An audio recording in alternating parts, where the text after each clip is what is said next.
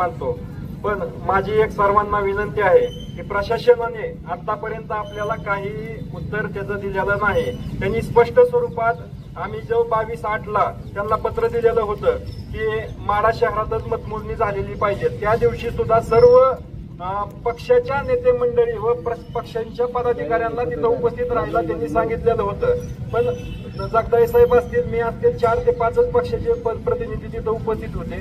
त्यांच्या वतीनं आम्ही तिथं निवेदन दिलं। त्या निवेदनाला 1 महिन्याने आम्हाला उत्तर मिळालं की माढा इथं जागा उपलब्ध होत नसल्यामुळे कुर्डवाडी येथील अकोलगाव रोडवर 104 नंबरच्या गोडाऊन मध्ये मतमोजणी होणार आहे आणि तुमचं पत्र आम्ही निकाली काढत आहोत। त्यामुळे आपल्याला ठोस असं आश्वासन कोणतंही आजपर्यंत मिळालेलं नाही।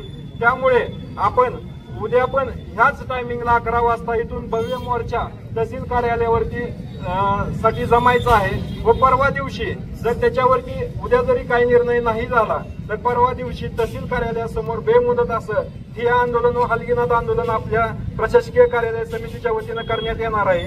तरी सर्वांनी इथं उद्या 11 वाजता व परवा दिवशी 11 वाजता सर्वांनी